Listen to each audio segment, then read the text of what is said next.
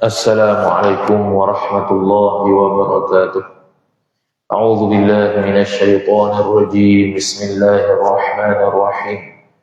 Alhamdulillahi rabbil alamin wassalatu wassalamu ala asyrafil anbiya'i wal mursalin sayyidina Muhammadin wa ala alihi wa sahbihi ajma'in. Subhanaka la ilma lana illa ma 'allamtana innaka antal alimul hakim. Wala hawla wala quwwata illa billahil aliyyil azim. Rabbi shrah li sadri wa yassir li amri wahlul 'uqdatam min lisani yafqahu qawli wasaddid lisani wahdi qalbi bihaqqi nabiyyika Muhammad sallallahu alaihi wasallam. Allahumma aghnina bil ilmi wa zayyinna bil hilmi wa akrimna bit taqwa wa jammilna bil afiyah. Nawaitu at-ta'alluma wat ta'lim wat tadhakkura wat tadhkir wan naf'a wal intifa' wal ifadata wal istifadah wal hath 'ala at-tamassuk bi kitabillahi wa sunnati rasulih sallallahu alaihi wasallam. ودعاء إلى الهدى والدلالة على الخير ابتغاء وجه الله مرضاته وقربه وثوابه سبحانه وتعالى آمين يا رب العالمين. Kitab Jam'ul Fawaid wa Jawahirul Qala'id, muka surat 23 baris yang ke-12 daripada atas. Qala al-musannifu rahimahullahu ta'ala wa nafa'ana Allahu bi'ulumihi wa bi'ulumikum wa bi'ulumi masyayikhina fid da'in amin ya rabbal alamin. Kata pengarang Syekh Dawud bin Abdullah Al-Fatani rahimahullahu ta'ala, maka melontar Syekh itu akan dirinya pengsan atasnya rebah. Maka berteriak oleh sekalian mereka itu dan mempercepat dan mempercikkan air atasnya. Sama berbahasan ketika mana saudara-saudara Nabi Yusuf alaihi salam telah pulang kepada bapa dia Nabi Yaqub alaihi salam. Apabila telah pulang ke rumah, maka Nabi Yaqub alaihi salam mendapati anaknya Nabi Yusuf alaihi salam tak ada. Jadi kekurangan adik-beradik itu. Jadi bila kedengaran saudara-saudara Nabi Yusuf alaihi salam datang daripada jauh berteriak dan menjerit berkenaan dengan Yusuf, maka Nabi Yaqub alaihi salam berasa terkejut. Berasa terkejut terhadap apa yang akan berlaku kepada anak kesayangan dia, iaitu Nabi Yusuf alaihi salam, ketika mana saudara-saudara Nabi Yusuf alaihi salam berteriak sedemikian rupa. Maka bila tengok-tengok Nabi Yusuf alaihi salam tak ada. Kemudian maka saudara-saudara Nabi Yusuf bagi alasan seperti mana yang dirakamkan dalam Al-Quran. Allah Subhanahu wa taala sebut, inna dhahabna nastabiqu wa tarakna Yusuf 'inda mata'ina fa'akalahu adh-dhi'bu wa ma anta bimu'minin lana walau kunna shadiqin. Lebih kurangnya sesungguhnya kami telah pergi, kami berlumba-lumba nak pergi tempat itu, dan kami tinggal Yusuf belakang beserta dengan harta benda kami. Tiba-tiba kami mendapati Nabi Yusuf AS telah dimakan serigala ataupun binatang buas. Dan perkataan kami ini mungkin mu tak percaya kot, wahai bapa. Itu dialog yang disebutkan dalam Al-Quran apabila diberikan alasan kepada bapaknya terhadap Nabi Yusuf yang sudah tiada bersama mereka, iaitu alasannya kena makan dengan serigala, ataupun kitab kita ni terjemuh dengan harimau. Maka sambung dia kata, bila didengar alasan itu, maka melontar Syekh ini kena Nabi Yaqub alaihi salam. Melontar akan diri Syekh itu pengsan atas Nabi Yaqub itu rebah. Dia dengar alasan itu tu, kesimpulannya Nabi Yaqub alaihi salam rebah, jatuh pengsan, tak sanggup nak dengar lagi apa yang berlaku kepada anak kesayangannya. Macam kita sayang satu benda, betul-betul kita sangat sayang satu benda tu, tiba-tiba hilang, kita bersedih. Contoh buat kerja, kita kerja kena hantar esok, kita buatlah suruh-suruh kerja, simpan dalam laptop contoh. Lepas tu tiba-tiba laptop tu kena curi. Laptop tu kena curi, tak boleh kata apa dah kita, boleh menangis lah. Kerja semua tu kita buat dalam tu, tiba-tiba kena curi. Maka kita akan sedih sesedih-sedihnya. Begitu juga Nabi Yaqub alaihissalam apabila mendapati Nabi Yusuf sudah diberi alasan meninggal dunia, mati di bahar harimau ataupun serigala, dia pun pengsan. Maka berteriaklah oleh sekalian mereka itu adik-adik Nabi Yusuf alaihissalam, berteriak masing-masing, bapak kita ni pengsan ni. Tadi pengsan tak? Ni pengsan lagi, 2 kali pengsan. Tadi pengsan sebab adik-adik Nabi Yusuf ni duduk jerit-jerit nama Yusuf daripada jauh, dia pun pengsan. Lepas tu sedar-sedar dia tanya pula Nabi Yusuf kat mana, dia bagi alasan dia makan harimau, pengsan pula bagi ibu. Lepas tu dan mempercikkan air atas Nabi Yaqub alaihissalam. Bila dia pengsan, dia pun bercik air nak bagi sedar macam kita lah. Orang tu pitang, kita pun ambil air curuh muka supaya sedar. Tu ya. Maka tiada jaga ia Nabi Yaqub. Dah percik dah air, sipuk air di muka atau percik air di muka, tak bangun-bangun, tak sedar-sedar juga Nabi Yaqub alaihissalam. Tu ya. Dan seru mereka itu adik-adik Nabi Yusuf akan Nabi Yaqub alaihissalam. Mereka pun sambil menyediakan Nabi Yaqub, sambil seru nama Nabi Yaqub alaihissalam ataupun gelaran Nabi Yaqub bapa. Takkan dia panggil Yaqub seketul dulu. Kita panggilan kepada orang lebih tua ni biasa kita panggil dengan gelaran yang kita panggil orang panggil. Kalau abang, kalau kakak, kalau pok, kalau mok, tak ada panggil nama. Tu. Kalau kita bukan keluarga kita pun, kalau dia lebih tua, kita panggil lah. Dia tu tuan ke, makcik ke. Tak ada lah orang panggil nama tu. Tu. Tambah kalau orang tak kenal, kita panggil dengan gelaran sebegitu. Tak ada kita panggil nama dia itu. Maka dia panggil lah pok dia ni sambil-sambil menyedorkan diri pok dia tu. Maka tiada jawab, duk seru, tak jawab pas duk gitu, duk terkaku pengsan. Jadi kita sebut dah pada minggu lepas bahawasanya pengsan ini dia dapat membatalkan air sembahyang. Tidur pun dapat membatalkan air sembahyang kalau tidurnya itu tidak tetap papan punggung. Tidak tetap papan punggung ni maknanya dia tidur dalam keadaan punggung dia sengit, terbuka ruang punggung tu. Sama ada sengit sebelah kanan tu, kiri ke, duduk terlentang tidur terlentang ke, tidur miring ke, tu semua batal wuduk lah tu. Kerana ada ruang yang terbuka untuk keluar angin untuk duduk. Tu asal usulnya. Kalau gila lagi lah batal wuduk.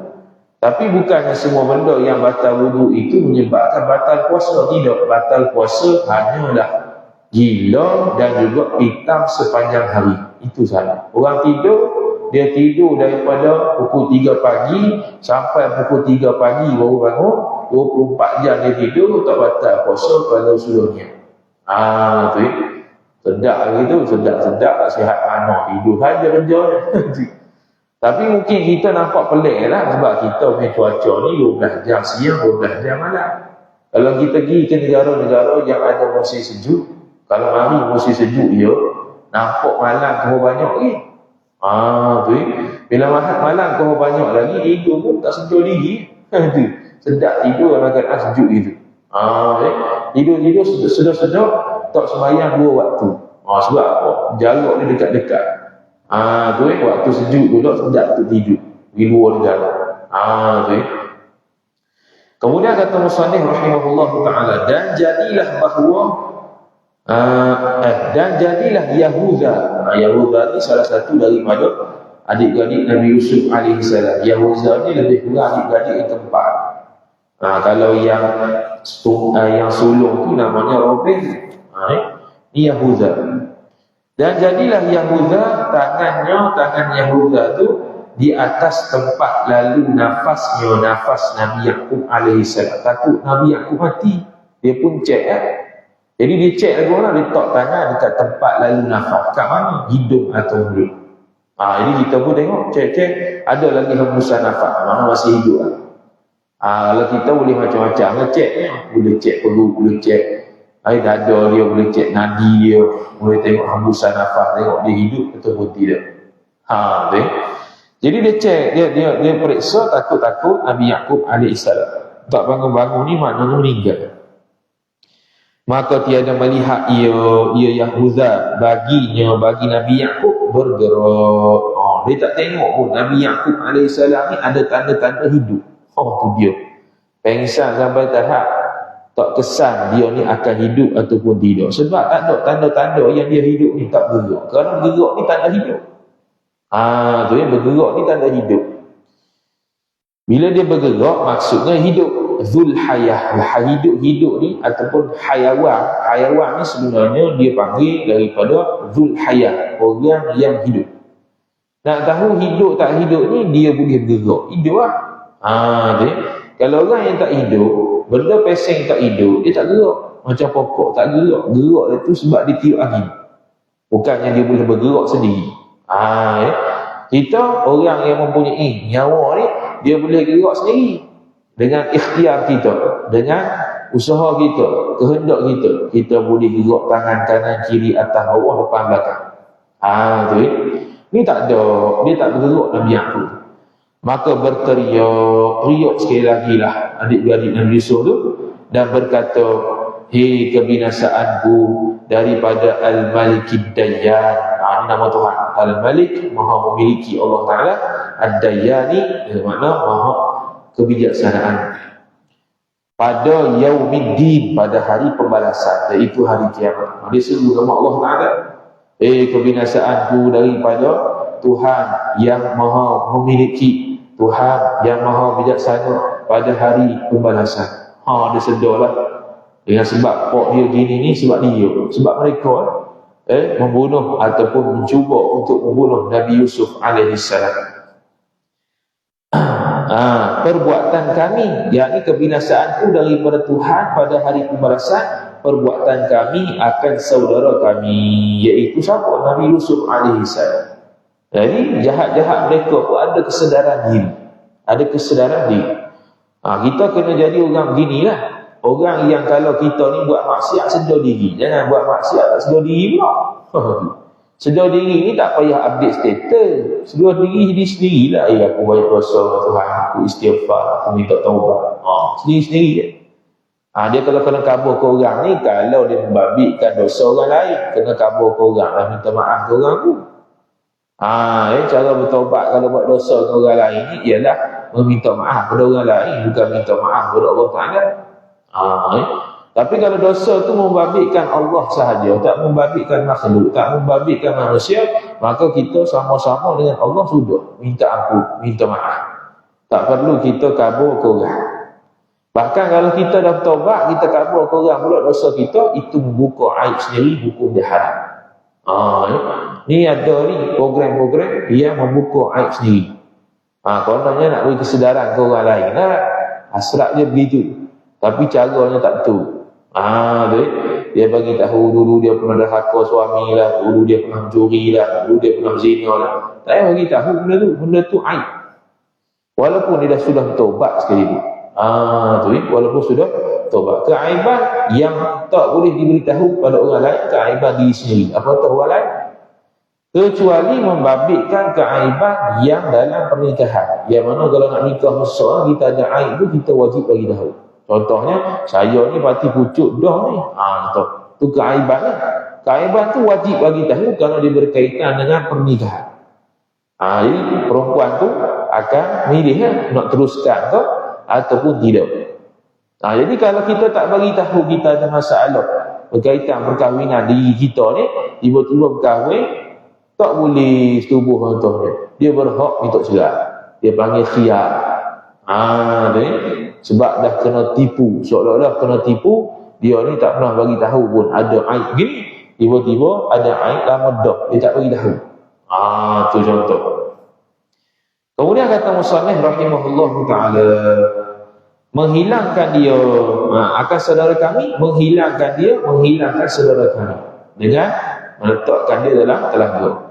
Dan kami bunuh akan bapak kami Nabi Yaqub. Bunuh ni bukan bunuh secara langsung, tapi secara tak langsung melalui ketiadaan Nabi Yusuf alaihi salam.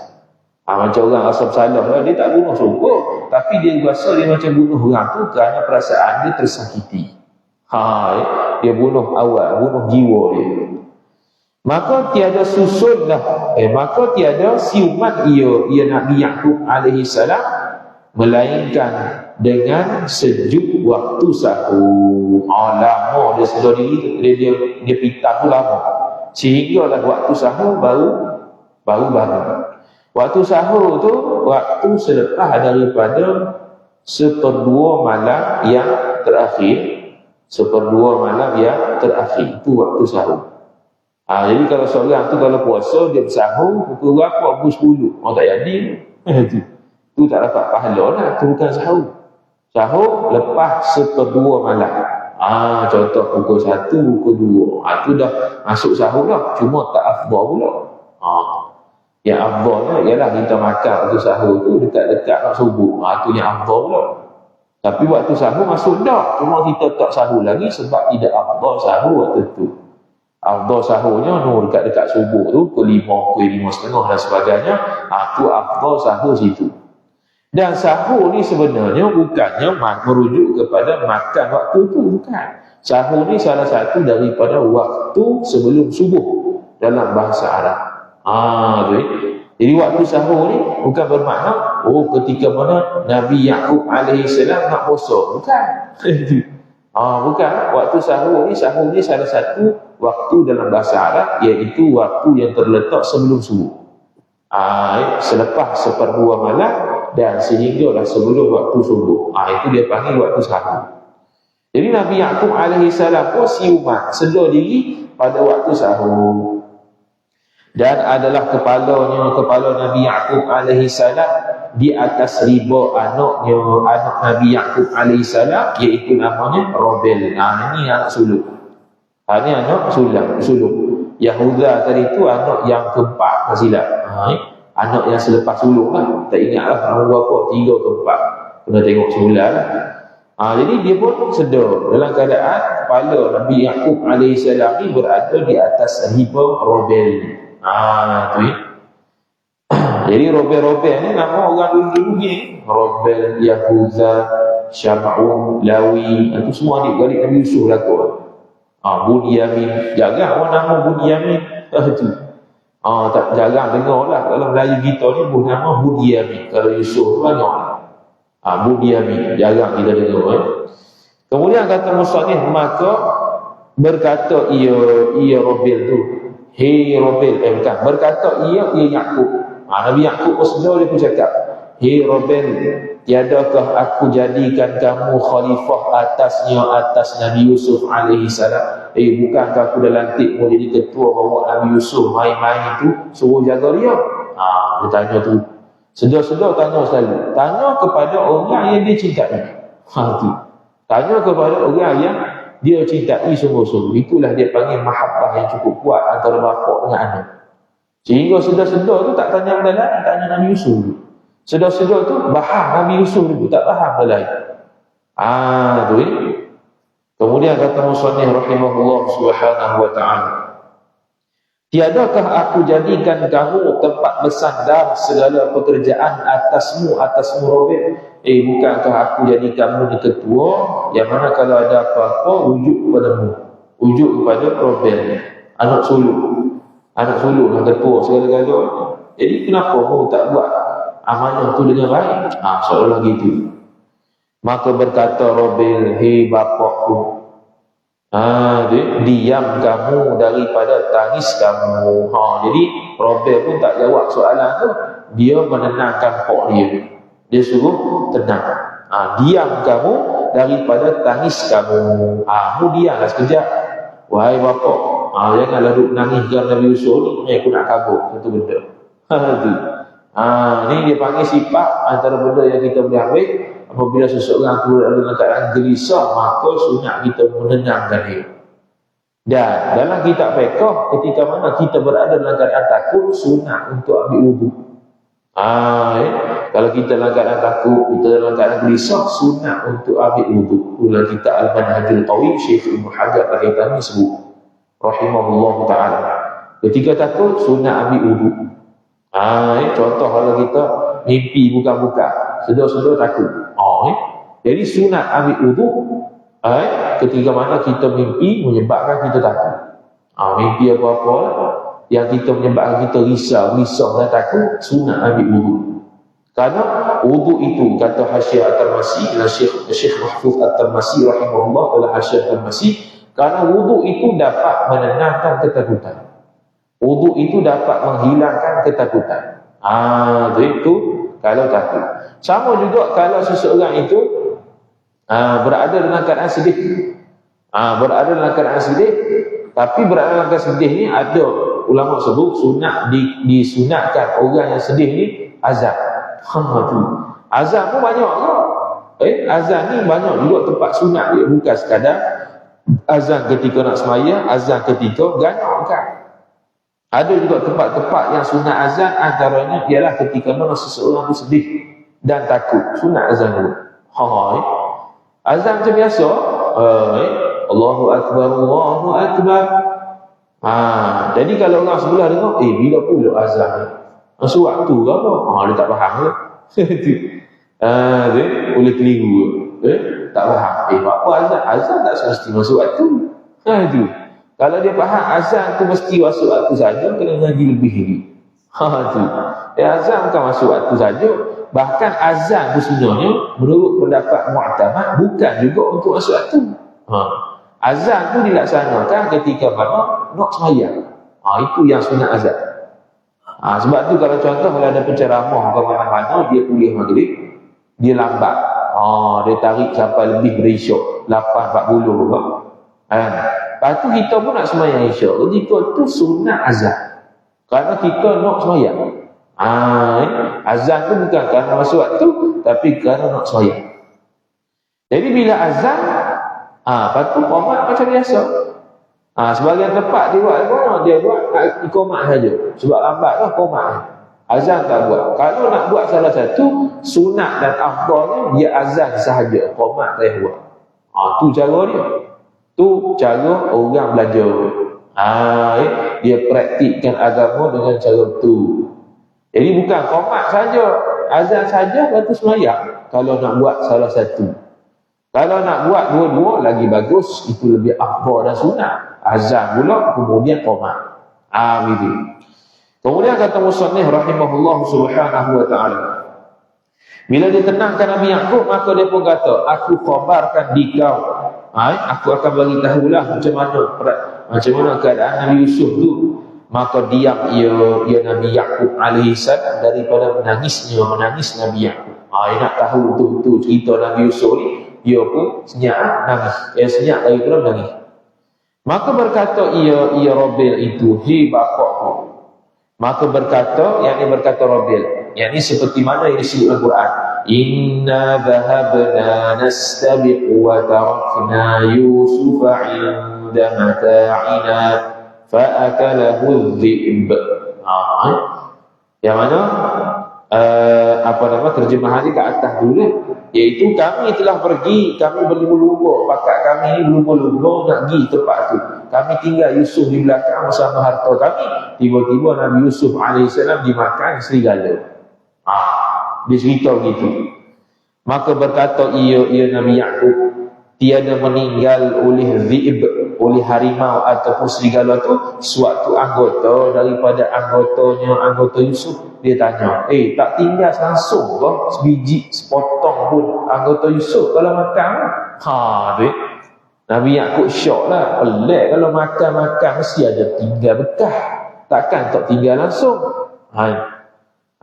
Serigala harimau ni kalau dia lapar lagu mana pun, dia makan pun mesti ada tulang-tulang ke, ada bahagian-bahagian anggota yang tak termakan ke.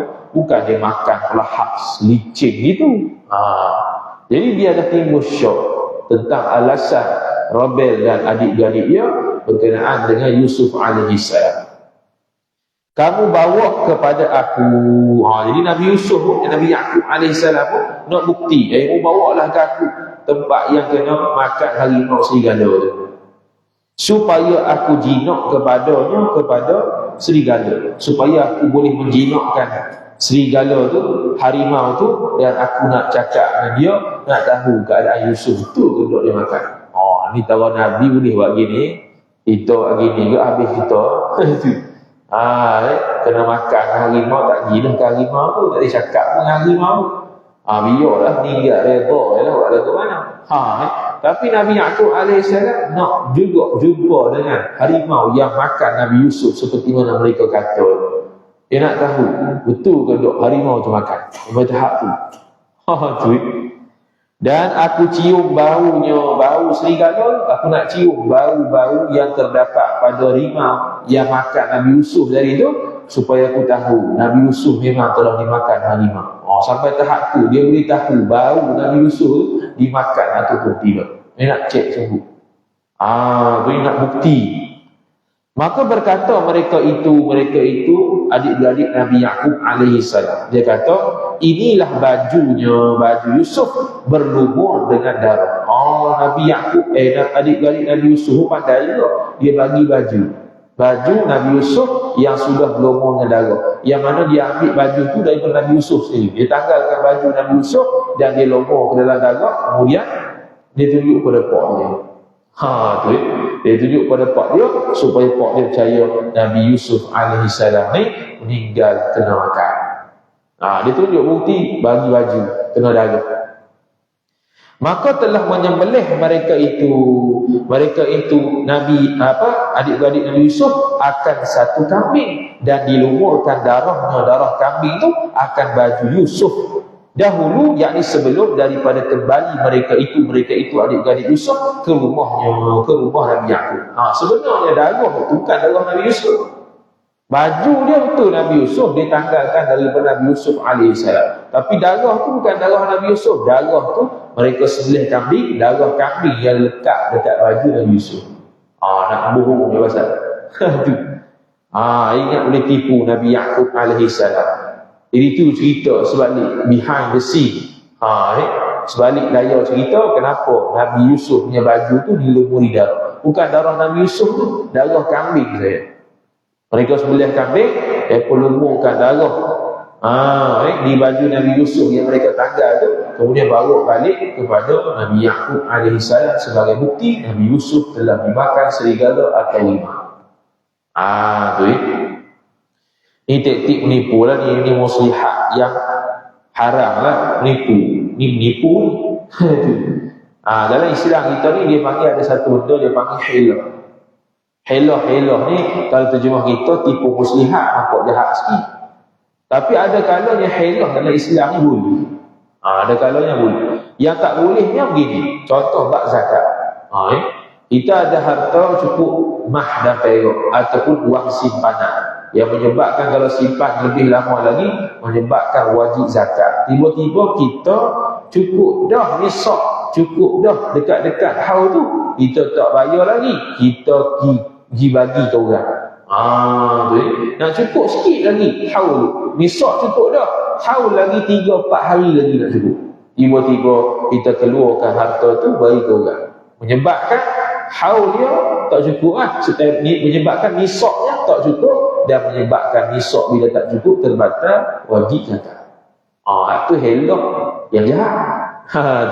Muslihat untuk elok diri daripada bayar zakat. Ada henah yang boleh, antaranya ialah bila seseorang nak jual beli emas. Bila nak jual beli emas, dia pun tak guna akad jual beli, sebab dia nak beli secara online contohnya, atau nak beli secara bertangguh. Jadi sebab akad jual beli, dalam bab jual beli, bab jual emas perak ni ketat sikit. Dia kena satu majlis, dia kena serah menyerah secara langsung, tak boleh lambat, tak boleh tangguh. Jadi menyebabkan payah. Bila payah, ada helah untuk mengelakkan daripada berlaku riba. Sebab kalau lambat bagi, riba. Kalau tidak satu majlis, maknanya dia bagi duit dulu, petang lagi ambil emas, riba. Jadi senang nak riba emas dan perak. Jadi cara dia, helah dia ialah ada beberapa cara. Antaranya penjual bagi emas dekat pembeli, pembeli bagi duit dekat penjual atas dasar hutang. Atas dasar hutang. Jadi penjual pun kata, contohnya nak beli emas tu RM10,000. Jadi ni pembeli ni bagi ke penjual, aku hutang kepada kamu RM10,000. Aku hutang kepada kamu. Lepas tu penjual bagi emas pula dekat pembeli. Dia kata, aku hutang emas yang harga, emas yang sebanyak 500 gram ni kepada kamu. Hutang. Bila dah dapat masing-masing, emas dapat ke pembeli, duit dapat ke penjual, masing-masing pula cakap, aku bebaskan hutang, aku halalkan hutang. Penjual kata ke pembeli, aku halalkan hutang aku. Hak pembeli bagi tahu kat penjual pula, aku halalkan hutang aku. Maka habis besar. Hak yang pembeli dapat emas, hak penjual dapat duit. Itu salah satu cara helah untuk mengelakkan berlaku jual beli emas dalam keadaan ada riba. Ada cara. Itu boleh. Itu helah yang dibolehkan oleh syarak. Kemudian kata musannif rahimahullah, kemudian mengambillah Yakub akan bajunya, baju Yusuf itu, maka balutkan baju Nabi Yusuf. Jadi bila Nabi Yakub alaihissalam bila dapat baju yang diberikan oleh adik-adik itu, jadi Nabi Yakub pun balut. Balutlah sayang baju tu, maka tiada dicari, dicari baju, tidak dikoyak-koyakkan baju, sebab dia tahu tu Nabi Yusuf alaihissalam punya baju, dia balut elok. Tu lepas tahap orang yang gila dengan seseorang, orang yang cinta dan tahap dia mahabbah pada seseorang tu, sampai balut baju hak buruk tu. Sampai buruk baju sampai balut baju hak buruk tu. Kesan-kesan peninggalan orang yang dikasihi. Begitulah sahabat Nabi SAW cinta dan sayang dia kepada Nabi SAW, sehingga kan peninggalan harta-harta ataupun peninggalan Nabi SAW dia ambil. Ada yang ambil peluh Nabi SAW, ada yang ambil bulu rambut Nabi SAW, ada yang sahabat ambil bulu rambut Nabi SAW letak dalam topi pegang dia, supaya dia pegang tu bersama-sama dengan rambut Nabi sallallahu alaihi wasallam yang ada di topi peperangan, di topi pegang, topi besi dia. Peluh Nabi orang ambil. Dan sampai tahap ada hadis yang mengatakan minum darah Nabi. Minum darah Nabi. Itu ada. Lepas tu lagu mana orang minum darah bukan najis apa? Dalam kitab fiqh sebut najis para nabi dan rasul hukum dia suci. Hukum dia apa dia? Suci. Kenapa suci? Itu khususiat Nabi Rasul. Suci hukum dia. Jadi kita tak boleh, kita haram, kita tu najis. Hatta dia wali sekalipun, ulama sekalipun tak boleh minum darah dia. Kerana itu khususiat Nabi dan Rasul. Khususiat Nabi sallallahu alaihi wasallam. Dia ada sahabat yang minum darah Nabi sallallahu alaihi wasallam al-barakah. Itu tak ada apa. Tak ada isu apa. Sebab itu walaupun zahir nampak najis, tapi disebabkan Nabi punya, Rasul punya, dia jadi suci. Jadi para ulama mazhab Syafi'i kita mengatakan para sahabat buat sedemikian kerana najis ataupun darah Nabi sallallahu alaihi wasallam tu hukum dia suci. Maka tak ada masalah nak minum. Ada yang ambil peluh Nabi sallallahu alaihi wasallam kerana peluh Nabi sallallahu alaihi wasallam wangi. Sampai tahap tu punyanya cinta pada Nabi SAW, sehingga apa-apa saja kesan Nabi SAW semua dia ambil. Nabi SAW ambil air wuduk, jatuh air wuduk selepas dibasuh, dia ambil oleh para sahabat untuk buat ubat dan sebagainya. Macam tu. Tu dia panggil kesan-kesan orang-orang yang soleh, apatah lagi Nabi SAW. Dan jadi ia Nabi Yakub mencium-cium akan baju tu, akan bau baju. Dekat bahu. Dia cium-cium baju tu kerana dia tahu baju tu baju Nabi Yusuf alaihi salam. Dan berkata ia Nabi Yakub, tiada aku cium pada baju ini bau daging. Dia cium-cium, aku tak cium, aku tak bau lah daging kat baju dia. Mana kesan-kesan manusia dibunuh lah. Aku tak nampak, aku tak bau. Yang aku baunya, bau nyatang. Sebab dia sembelih kambing, lumur kambing dia darah tu di baju, kemudian bagi kepada Nabi Yaqub. Nabi Yaqub bila bau, dia tak bau pun. Bau daging. Daging ni mana tubuh Nabi Yusuf AS dimakan. Tak ada tanda-tanda ini adalah darah daging Nabi Yusuf AS. Tak ada. Ni dapat kesan pada tahap tu. Boleh ke dapat kesan itu? Boleh ke? Allah Ta'ala boleh buat belakang. Kita tak boleh kesannya. Kita bau darah belakang. Darah kambing tak boleh nak beza dengan lembu. Darah lembu tak boleh beza dengan manusia. Jadi Nabi Yaqub ada kelebihan khusus dapat bau dan bezakan bau apakah dia. Wallahu Ta'ala a'lam. A'udzu billahi minasyaitonir rajim. Bismillahirrahmanirrahim. Alhamdulillahi Rabbil Alamin. Wassalatu wassalamu ala ashrafil anbiya'i wal mursalin Sayyidina Muhammadin wa ala alihi wa sahbihi ajma'in. Allahumma zidna ilma warzuqna fahma. Allahumma zidna ilma warzuqna fahma.